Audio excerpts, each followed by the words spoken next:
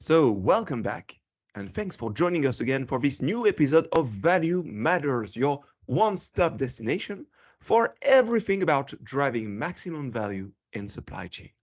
My name is Johann, and I'm your host. And today, we'll keep on challenging what we consider as long established practices in forecasting. I'm thrilled to be joined in this episode by Jonathon Karelse, the CEO of NorthFind Management and a long-term thought leader in the area. In this episode, we'll discuss his recently published book, The Histories of the Future, a quite unique book that relates the history of business forecasting practices and which will lead us to an interesting perspective on what we often and maybe too often consider as established truth. And we'll also discuss one of his best white papers. Okay, I admit I might be a little bit biased here, but a white paper with the thought-provoking title, Forecasting the Cost of Being Wrong. So welcome on board, fasten your seatbelts, and get ready for a deep dive into the world of value creation in supply chain. It's time to make value matters.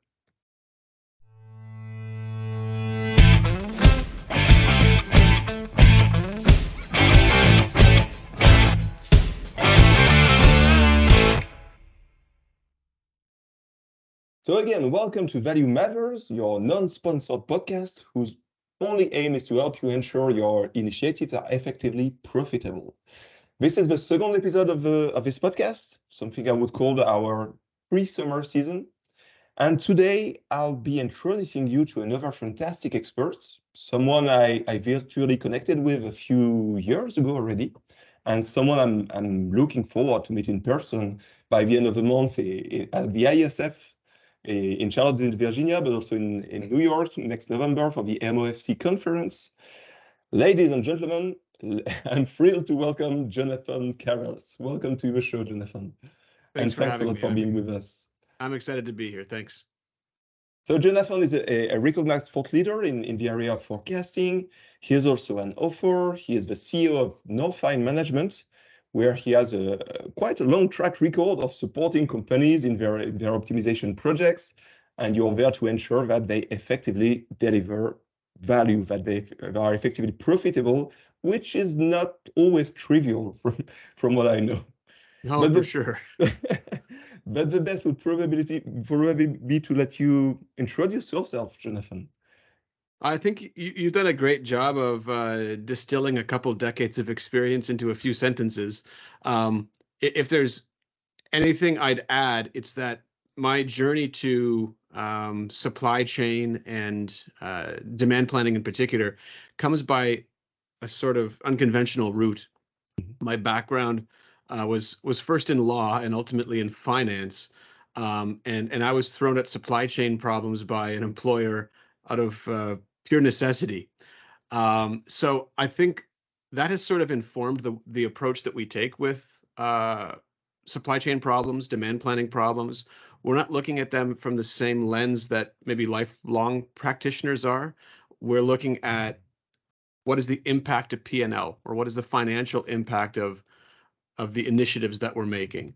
And I think the distinction is an important one, because I think sometimes it's easy to get caught up in looking at demand planning or forecasting as an academic exercise whose goal is accuracy. And in fact, it's just one of many tools we have in our toolbox to ultimately make more money, which is at the end of the day what we're trying to do. Exactly. And could you tell us more about your company then, NorthFind Management? Sure. In a view to maybe looking to a future where you're no longer unsponsored, huh? Yeah, NorthFind Management was started by myself and a partner, I believe 12 years ago, 12 or 13 years ago.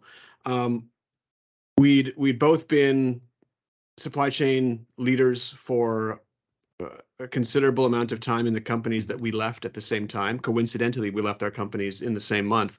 We knew each other from some of the same events that you were name dropping at the beginning of the podcast. We'd been to IBF events. I'm not sure if we'd ever met at an ISF at that point, but in any case, we'd both decided to try taking a lot of the the experiences we had deploying practical solutions to supply chain and in particular demand planning problems to a multitude of different companies. That was the beginning. So the focus in the beginning was S&OP and demand planning. From there, we learned over the next 12 years that a lot of the companies that think they want S&OP or demand planning want it for the wrong reasons. And what I mean by that is they have an inventory problem today that they think S&OP will fix, or they have a forecasting problem today that they think S&OP will fix. And the reality is S&OP does a lot of good things, but it doesn't make you better at tactical functions if you don't already have them. S&OP requires that you're already capable of doing some of those things. So we added capability to our organization through practitioners who are inventory optimization specialists, network optimization specialists, demand planners. In the last few years, we've added risk management and business continuity planning specialists, FP&A capabilities, because a lot of times operations folks are looking at things strictly operationally and not really necessarily looking at financial impact. So what we see ourselves as today is sort of an end-to-end support network of operations managers and practitioners who can not only solve operational challenges, but help companies make operations a key competitive advantage. Okay. I really love this business profitability perspective that you're bringing to your services. And it's something that really appears in everything I'm reading from you, including the book we'll be discussing as well. And this is the reason why I wanted so much to have you on the stage with me. The book, to be clear, was not a moneymaker. but at the end of the day, but you're sharing inside of it. Yeah, for sure. So we share a common DNA about that. And as for today, I wanted to discuss two topics, two main points with you. The first one is really this fantastic book we were referring to, so the Histories of the Future. So it's a quite unique book. To my knowledge, it's the only one that discusses the origin of the business forecasting and its various milestones during the last 100 years. So it's a book that, from my point of view, appears to have had quite a great success within the community of forecasting practitioners. You've already been interviewed a lot of time about it. And I really engage my audience to go and listen to the other podcasts about it. But today I'd like to look at this book and at this history from a different perspective. Really, what does this history teach us about how we do consider value in forecasting right now? And so that's the first point. And the second one is a white paper you published in 2019, which is entitled Forecasting the Cost of Being Wrong. And in this paper, you're proposing a pretty simple approach to evaluating costs, something that I think the audience will love to get to know. So that's the 2 points as for today. But let's start with the book then. So the book, Histories of the Future. So it's a book that explains our current practices, where they come from. But it's not just a book about history. It's also a book that questions the why. Why do we do things the way we do them? Exactly. And it's really interesting to know that. Sometimes we do things because we are said to, or because we think it's the norm. And there's this quite well-known sentence: "We've always done it this way," which is sometimes referred as the most dangerous sentence in the world. Yes. And indeed, yes. When we start scratching the surface to some of our activities, we sometimes discover that they are not that well scientifically rooted. But let's start maybe from the beginning. So you've been writing about forecasting in a book, and I find quite enlightening your definition of what forecasting is. Sorry, what's your definition of forecasting? So I feel like this is a test question because you've already said you like my definition. So I'm trying to remember exactly how I put it in the book. But I think, again, because I approached forecasting from the beginning as one of an array of tools that I had at my disposal to add more value to a company. I look at forecasting a little bit different. So first of all, I don't have the same sort of, I'm not awestruck by forecasting the way a lot of lifelong practitioners are. I mean, I I retain a very clear and deeply rooted understanding that the forecast is going to be wrong. Mhm. We don't have the capability of predicting the future. And the more we convince ourselves we have a level of sophistication that we don't, we head into very dangerous territory. So I'm not sure what definition you loved, but I will say I think the forecast is ultimately a guess at what customers want from us. Um, we can make the guess a little bit more sophisticated than a roll of the dice. And that's ultimately all we need to beat the house. I mean, we just need to be on the best side of 50-50, and we are beating random chance. But the idea that deploying huge amounts of study and ultimately capital at a problem to make our forecast better, there are use cases where that's possible. In real life, it's extremely, extremely limited. Yeah, that's exactly the what I remember from your definition. When you say it's a guess, or Okay, you can so I'm say it's a consistent. bet. Good. It's a bet. Yeah, Hopefully it's an informed guess, an informed yes, bet, but still we can't expect it to be perfectly true, and it's not designed to be. that's And right. so, but ultimately it's a necessary evil, I would say. We need those forecasts to build the house, as you said. I think one of the It, challenges is yeah. the the forecasting methods themselves are rooted in extremely sophisticated and well thought out statistical approaches. Mhm. I have a client we're working with right now who is in the biotechnology space. And as you might expect, virtually everyone on their team, regardless of department, has a PhD in biology. So we're dealing with a lot of really smart people, not necessarily experienced practitioners when it comes to supply chain and forecasting, but they're smart. And they have a respect for statistics. I mean, in fact, statistics, as you'll know from my book, was born in biology, essentially. Um, but just yesterday, I was having a conversation with them, and they have maybe too deep a respect for the statistical methods. Um, they don't want to change forecasts because it was data driven, and it's important to bear in mind that on the one hand, Box Jenkins, for instance, the Box Jenkins approach can be a very powerful predictive tool. It has been deployed on the observation of physical phenomena, like the wavelength between waves lapping on a beach. And applying Box Jenkins with sufficient precision, you can you can predict seismic activity across the Pacific. This is Mhm. documented and true. But the reason that it works is because physical phenomena are not subject, although they're complicated, they're not subject to the same complexity as social scientific phenomena. People are so complex.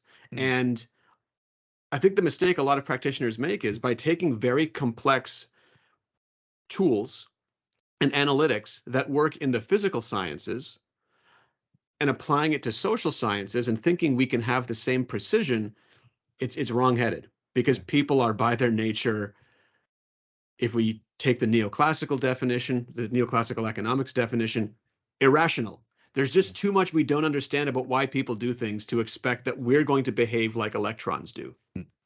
Like exactly, and there's tons of what I would call fun facts in the book. Um, one what one of them was really appealing to me about the smoothing exponential and the alpha Point coefficient. one. Yeah, point one.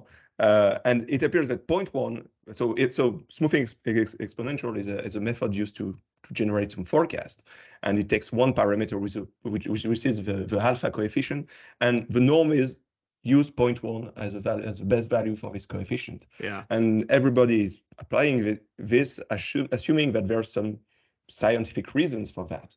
And in fact, it appears that it's just because at the time when the smoothing exponential was created, there were no computers at all, and point one was a way to facilitate, to make easier the calculations. Yeah. I just moved the decimal place. Yeah, and there's nothing says that point one is the best value that should be used for a given That's right. forecast. Yeah, I And loved that story too. And it isn't even speculation. Like Robert Goodell Brown, who developed simple exponential smoothing, he said this in a to a group of practitioners at a symposium in the 70s. So it's yeah, it's documented. They were all heartbroken, by the way, because I mean they sort of venerated him. Robert Goodell Brown invents what's the grandfather of time series methods with simple exponential smoothing. He also, incidentally, is one of the three guys who invented the SKU. Um, and people are looking for this, you know, magical wisdom of why point one works best. And he says, yeah, because I didn't have a calculator. They didn't exist. So I just moved to decimal. yeah, and it's But that's the really reality. and it's really an example of that really says that we should sometimes scratch the surface and don't assume that because it's the way it has been done for decades, that's the only way or that's the best way to do that. It's always great to challenge things. Most of the time, the norm is confirmed, thankfully, but Yeah. sometimes there are some surprise. But let's focus on the more modern era from the book and the current practices. So in the book, you're saying, and I'm quoting your words, most softwares are only distinguished by their UI and the effectiveness of their collaboration capabilities, You're going to make which me is, lots of friends with that quote. yeah, sure, which basically means they don't distinguish by their forecasting capabilities. Are they really that similar from your point of view? And if so, what should a company consider when choosing? Should they really scratch the surface, try to understand what the forecasting methods, or should they basically discard and accept that it's the same everywhere?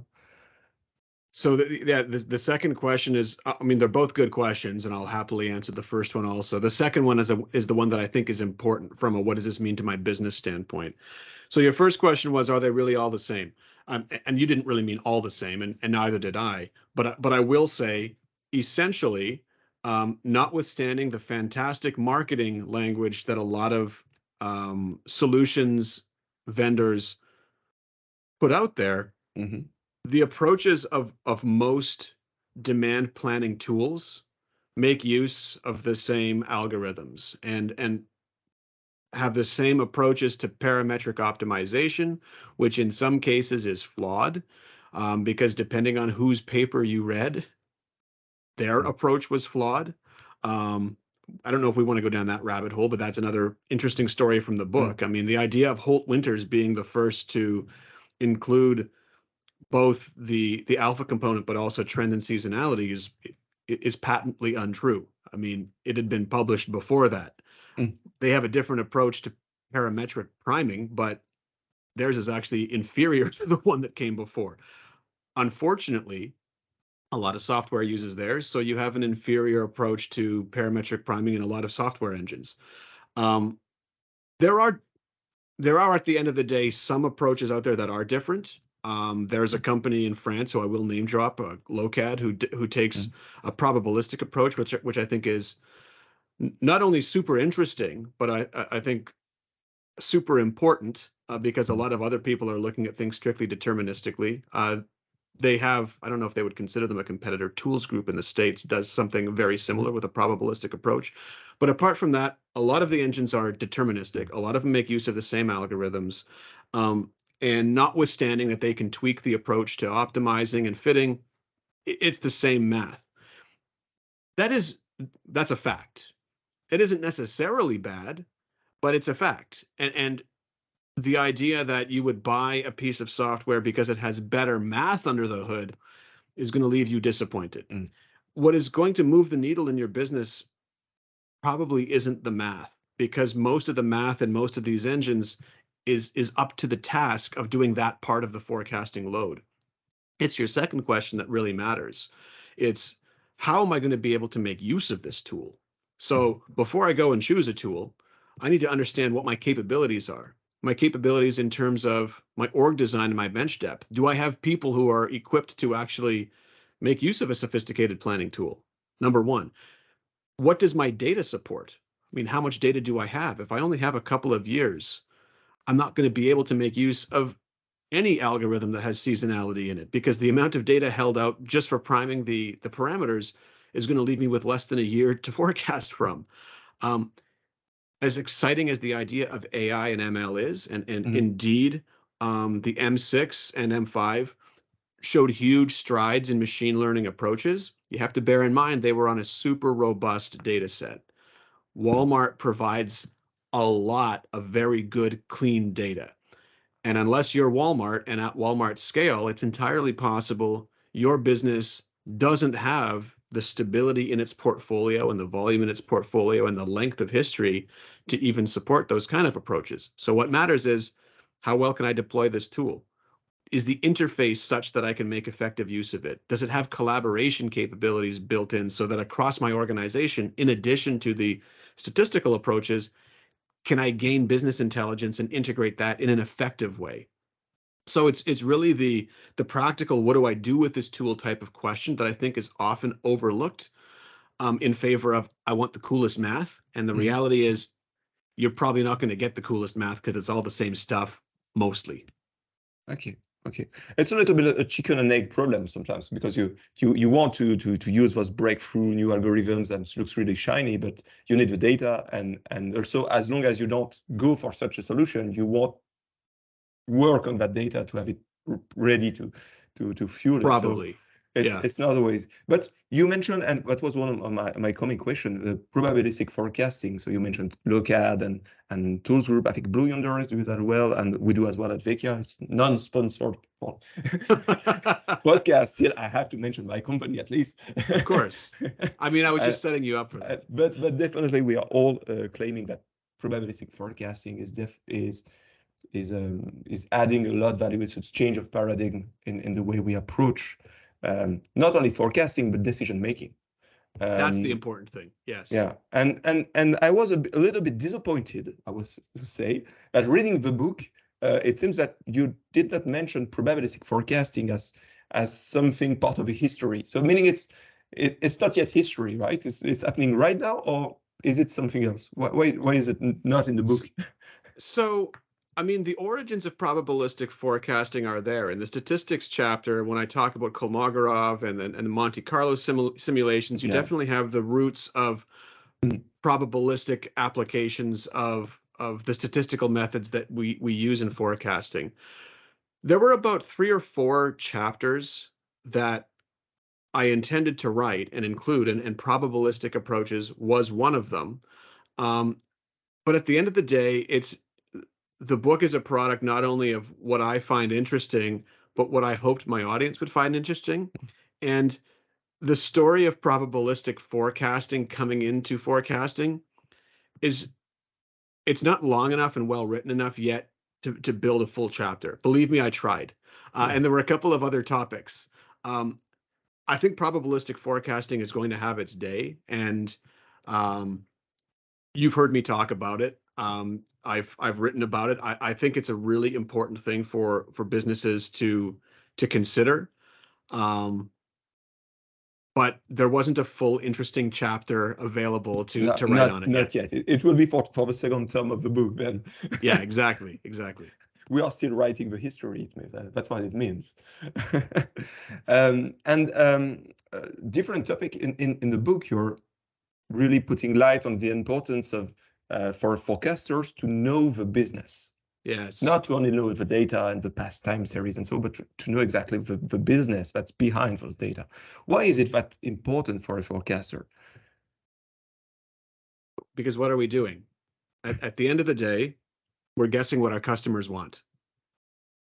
And if we were observing physical phenomena, we wouldn't need perhaps our forecast analysts to understand the context with the same degree of insight that we do, given the application of forecasting to social sciences.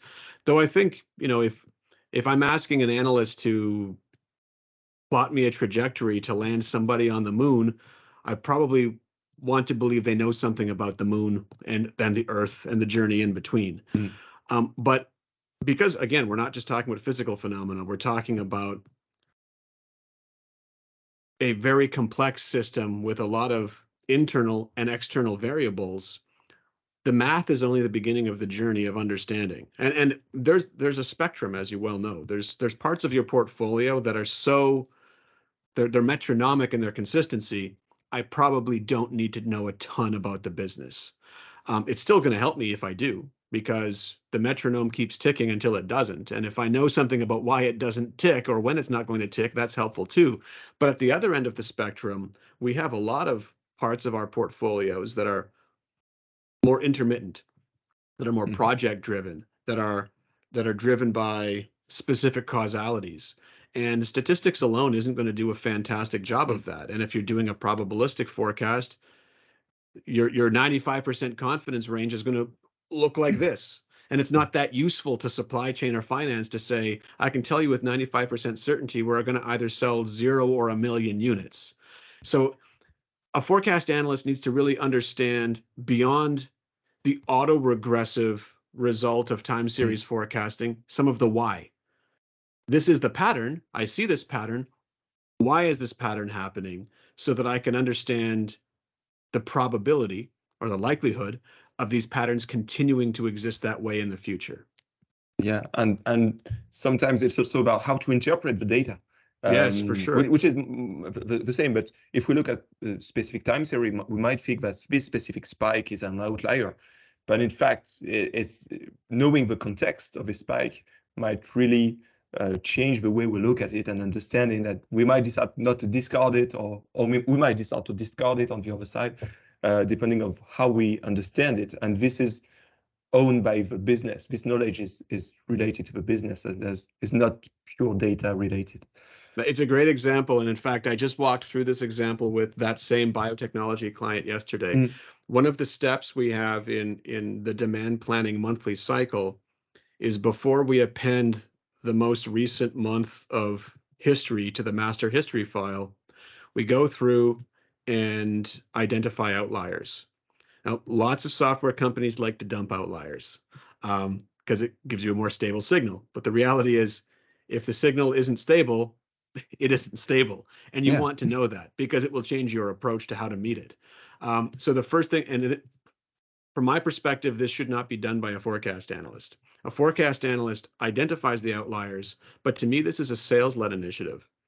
And that's what it is with this client. So we identify outliers, and they go and solicit inputs from the salespeople whose customers or regions were responsible for those outliers to determine, is this indicative of real demand, or is this, a strange one-off event that we don't think is reflective of what demand will be? And unless we have a very, very specific reason for excluding the outlier, which requires a lot of contextual knowledge, which you were asking about, it has to stay in the data. And you can't do that without knowing the business. Yeah. And this leads us to another question is, in the book, there are literally tens of quotes. I've all underlined them because I love them, that say that forecasting is there to make profitable decisions, at least in company, at least in supply chain. When it comes to healthcare, or it could be different, but here for the supply chain area, the business forecasting, because we want to make profit. And still, most forecasters work in silos.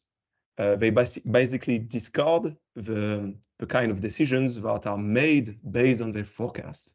They don't care about that, if I'm not too rude, and they focus exclusively on the intrinsic quality of the forecast. And is it for you? Is it an issue? Should there really be more part or active or aware of how their forecast is used, so as to really, and should they tune their forecast in specific way to really account for that? So it's a complicated question, and it's a tightrope. But I'll address it because I think it's a super important one that gets to the core of what I think good business forecasting needs to be about. On the one hand, I think it's a mistake for forecasters to be considering what the supply chain implication of their forecast is, because if they do, we can let bias creep in. Mm. And if we think about where forecasting exists in the overall planning cycle, forecasting is that leading edge where we're taking a guess about what customers would take from us if they could. So we're not constraining the forecast. We're giving an unconstrained picture of what customers want from us.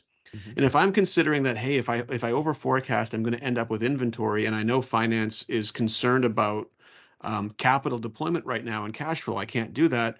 That's problematic because now we're either intentionally or subconsciously biasing the forecast, and Mhm. that isn't a good idea. Yeah. But what the consciousness that is important for forecasters, though, is to understand that their function is a business function and not an academic function. And what that means is everything, every initiative that they make with regard to their job, the forecast, needs to be targeted at ROI.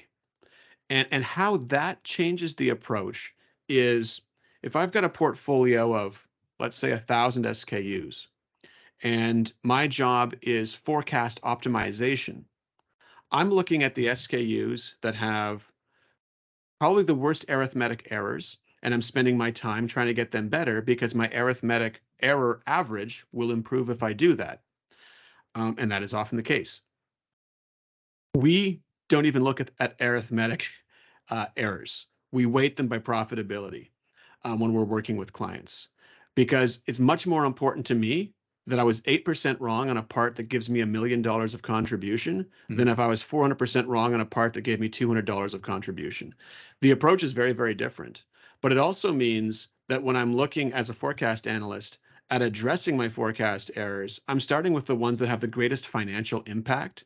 And I'm spending no time or effort beyond what an expectation of ROI would be. So, number one, I'm probably not going to spend my time trying to adjust forecasts on something that has a relatively stable demand signal that has already been statistically driven, because probably I'm going to make it worse. Humans are Mhm. not good forecasters. So I want to spend my time on items that have high profit contribution, but also relatively high variability so that my insights and overrides, A, have a probability that's greater than if they had a stable profile of being better than a statistically driven forecast, but also there's going to be an ROI on my time because my time is expensive Yeah. and the time I'm spending fixing an item needs to have a benefit. It is not worth it for me to be fixing items that have a low contribution. There are going to be listeners who hate this idea.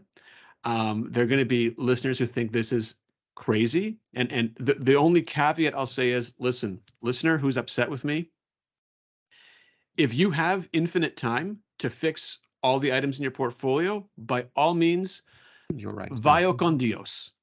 Uh, but in real life, you probably don't.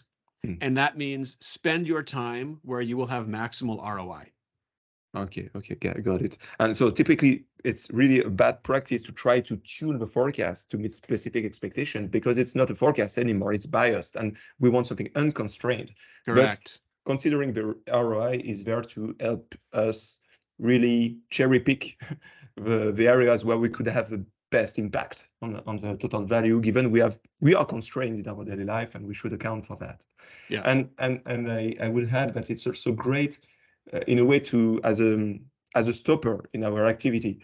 Sometimes we can search for accuracy forever and always try to improve again and again.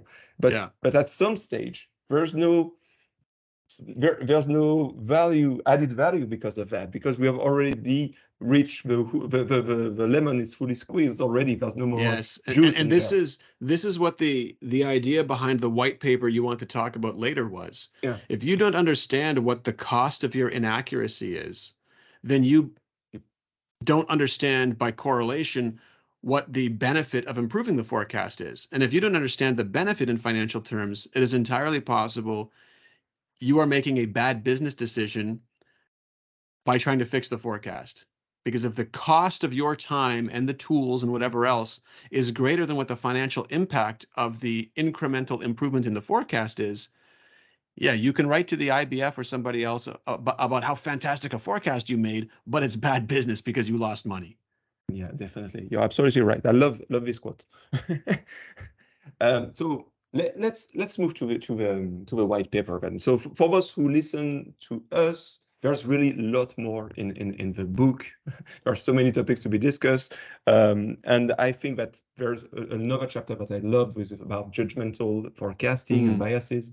And it could be a full episode or maybe multiple of them to be discussed. We'll keep that for the future, but I highly recommend reading the book to our audience. Let's now move to this paper. So forecasting the cost of being wrong. So in this paper, you're advocating for considering the P&L of when we do evaluate a forecast, evaluate it through the lens of the P&L. Yep. And it's a very short paper. Anyone could access it, download it for your website, and give it a read. But it really lays the ground for a change in the way we consider the performance of a forecast and the way we look at those forecasts. So far, we have to admit that companies are accuracy obsessed. It seems that accuracy is really the cure for all illnesses. Whatever the issue, the answer is we should work on forecasts to make it more accurate and it will be better. And to add to that, and maybe because of that, that might be the reason why, but there are tons of companies that are selling services and are encouraging this obsession, right? Software vendors and consulting firms, and even to a certain extent, the academic world. Yep. So you already started discussing this, but why is it that much a mistake to focus exclusively on accuracy as the North Star metric for everything and the goodness of a company? There's a couple of reasons. The first is it's in all but a very small subset of cases an unattainable goal. We're talking about predicting the future. You can't predict the future. Yeah, by Well, essence, let's begin that's by the agreeing beauty of there. the future, by the way. It's not well written yet, thankfully. Yeah. And so a lot of the vendors out there who are talking about supercharging your forecast and like driving fantastic forecast improvements, it is completely irresponsible language because it's empirically impossible. I mean, you can't predict the future. But beyond that, even if you can kind of predict the future, if you don't understand what that really means to the business, you're missing the point of what your job is. And I'll tell you, I mean, the white paper was written from personal experience. When I was in my first role as a forecaster, I had come out of a role in predictive analytics. Predictive analytics is a different space because there we have a much more bounded set of assumptions and data, and we are able to make predictions that carry weight and are fairly accurate. Mhm. When you're talking about forecasting, it's a different thing. But I was let's say certainly much younger and probably a little bit more sure of myself back then. So I was certain that coming to this role, I would be able to have immediate impact in the forecast. And when I saw the existing process, it was very rudimentary. And my job, what I was hired for, was to, quote, fix the forecast. I mean, so many of us are asked to do this by companies. We need our forecast fixed. Okay. They don't know really what that means. I guess they mean what they think they mean is, I want my service levels to go up and my inventory levels to go down. And someone told me the forecast is going to do that for me. So fix the forecast. There are other tools, as you know, at our disposal to achieve those things. Strategic deployment of inventory, reduced lead times, BOM consolidation, common componentry. There's a lot of things we can do to get more responsive without having to predict the future. But that is one of the tools in our arsenal. When I went to the finance department in this role and said, hey, listen, your existing process is basically Bush League. If we spend, let's call it $50,000 on this piece of software, and we get another analyst, we can improve the forecast accuracy immediately by a substantial margin. Let's call it 20%. And to my surprise, he was unmoved. And I thought, that's crazy. I mean, I'm talking about completely, it's a quantum leap in your forecasting capabilities, literally. How would you not do this? It's only $50,000. Mhm. Unmoved. Like, I don't care about your MAPE. What does your MAPE mean to me? So I Mhm. went away like, this guy is an idiot. But then I began thinking, like, of course he doesn't care about MAPE. First of all, MAPE is a stupid metric. And Yeah. I hope that upsets some of your listeners so they can go and read about it and educate themselves. But that's a separate conversation. Yeah. But he was a CFO, and he's in the business of making money and writing back to our headquarters in Japan what our EBITDA was. So I reevaluated my proposal to him in financial terms. I started looking at what the effect of our forecast over the last year had been on stockouts, on service levels to customers, on customers who had left us because we couldn't service them. And on the flip side, in terms of the mountains of inventory we had sitting in third-party lots in containers because we had guessed wrong on certain things. And I added those things together and I broke it down SKU by SKU. And I came back to him and said, basically, listen, every percentage point of inaccuracy right now is costing us about $27,000 a month, every single point. I'm telling you that for $50,000, I can permanently improve the forecast accuracy by 2,000 bips, 20%. Like, this thing pays for itself in month one. And I got my forecast software.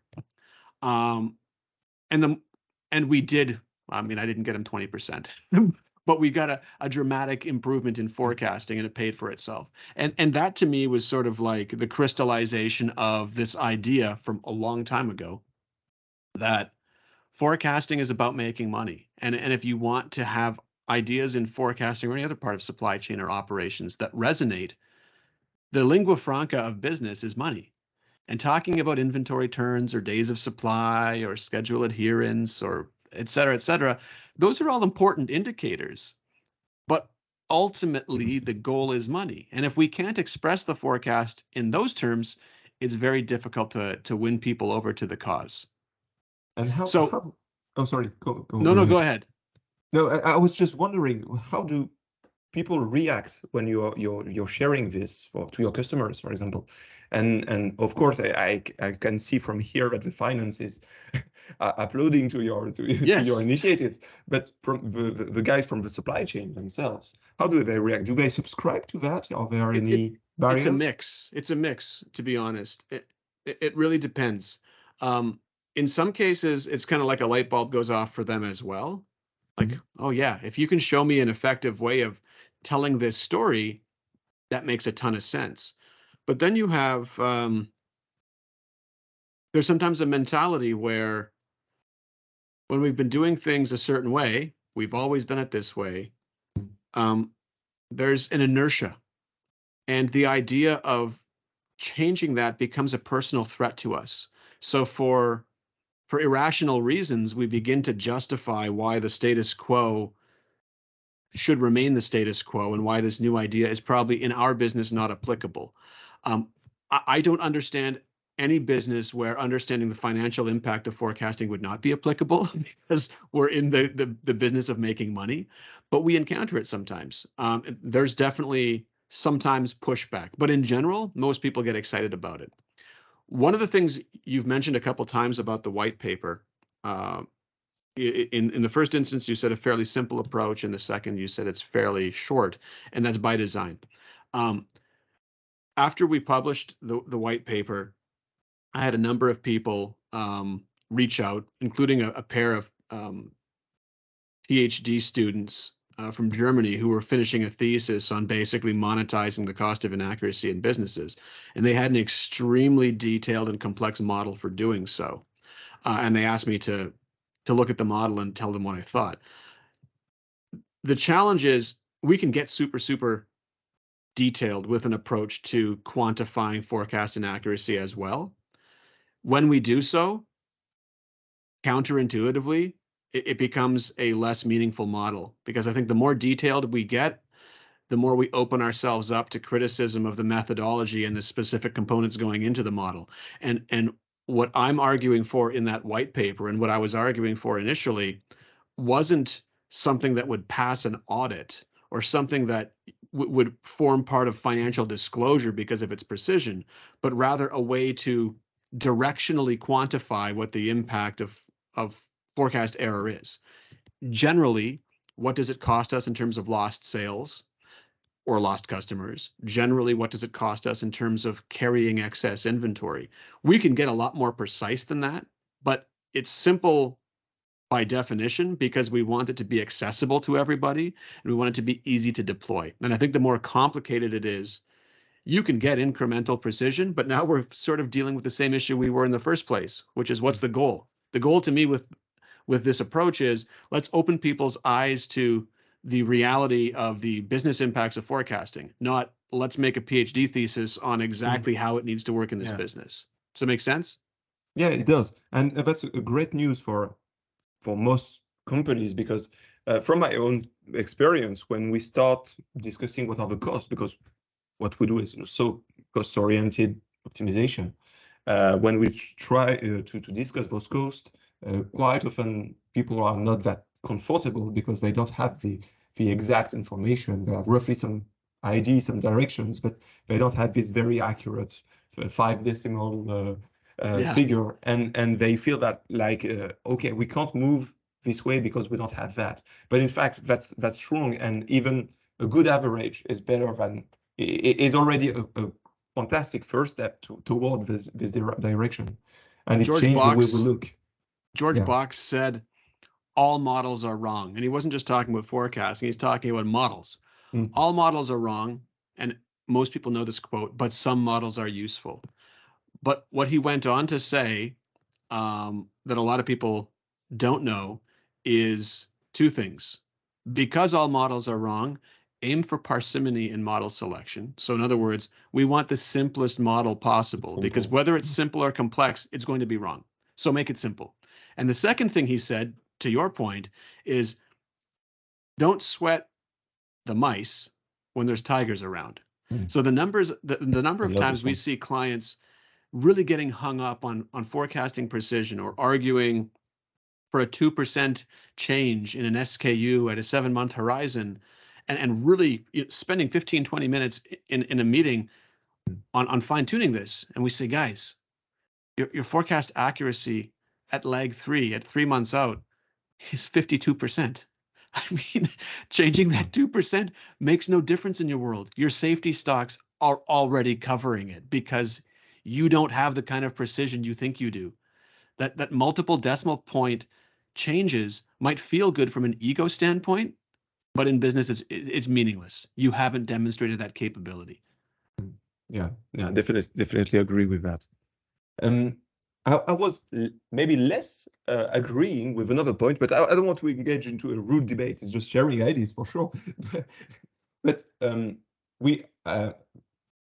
your white paper is not advocating for using benchmarks coming from other industries or other companies. Some are advocating for that, but I'm more in the crowd who are skeptical about how to translate those figures from one context to another. Sometimes even within the same company.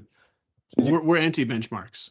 Yeah, so we share the same. So I don't think we're going to have a rude debate. So here you're not advocating at all for using benchmarks. In fact, you're advocating for creating internal benchmarks. I mean, measuring the effective cost of being inaccurate in the specific context of a given company. And then you're using this evaluated cost, dividing it by the accuracy metric, whatever it is, and saying, okay, for each point of accuracy metric or each point of error, I can relate that amount of cost. That's how you solved you got your software in your example before. But it happens that the link between the value and the accuracy metric is not that straightforward. For sure, there's not a 1-for-1. Absolutely. And this is again why you need to be very clear. This is a directional approach. The $27,000 per point of inaccuracy per month it isn't really that. Mm. But if it's 27,000 this month and it was 10,000 before, we know generally it's moving worse. But you're absolutely right. There's no one for one. I mean, we did try to refine those specific stock out instances where we could say it was forecast, not something else. But number one, as you well know, I can make a fantastic forecast, and we see this all the time. But if my plant isn't acting to my forecast, I'm still going to have stockouts because they're Yeah. building their own thing anyway. No, you're absolutely right, and I wouldn't advocate for like a precise one for one there either. Yeah, yeah, and I just wanted to have your feeling on that and your expert thoughts on that No, as I well agree with you. as a guidance. Okay, as maybe as a closing thought about this white paper and discussion, if you were to share a tips or advice to supply chain professionals who have not engaged in that way yet, what would be the first pragmatic step you would recommend? In terms of cost inaccuracy In in terms particular? of changing mindset from accuracy obsession to profitability obsession? The number of times we have been told by clients that the effort to measure something is not going to be worthwhile because it's, quote, not that bad. And we just smile and say, do yourself a favor and measure it anyway. Um, it's always as bad as you think.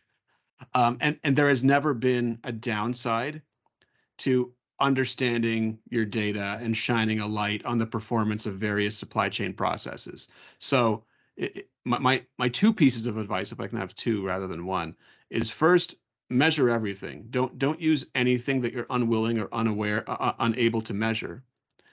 And number two, don't trust anybody, or at best, trust but verify. So just because someone's telling you this is the way that business has worked forever, or this is why customers do what they do, verify it with data, because oftentimes what may have been true at some point may not be true today. That was our great piece of wisdom. Let's start with those then. So time's already up, Jonathon. That was really a fantastic discussion. I loved it. Thank you very much for being my guest today. And again, thank you very much for writing this book. It's really enlightening. I really recommend anyone to add it to his summer reading list. You won't regret it. Just let's have a curiosity about how it becomes the way it is right now. It's really interesting. Thanks very much. The last question I would be asking all my guests is, do you have any sources, recommendations, people, experts we should be including in this podcast that would deliver some very interesting insights to the audience regarding ROI and business perspective? Oh, well, until you said ROI, I was going to immediately suggest Pat Bauer. Let's I've remove known. ROI then. Let's go for Okay, Patrick so then. and not that he couldn't, because he can. I've known Pat for nearly 2 decades, I think, and Pat, like me, is a practitioner first and foremost, and he doesn't. I would say he evaluates trends, but he doesn't get particularly influenced by them. And even when there's a preponderance of weight on LinkedIn in a discussion in one certain way, having been a practitioner, a successful practitioner as long as he has, I think he stays true to his demand planning compass. He's a guy who you will want to talk about IBP or S01E02, and about practical approaches to demand planning. Okay, great advice. I've never yet had the opportunity to chat with Patrick Bauer, so let's try to have it on board for a coming episode if he's okay with that. For sure. Thank you very much, Jonathon. Again, thank you so much. It's been fantastic having you. Very insightful episode.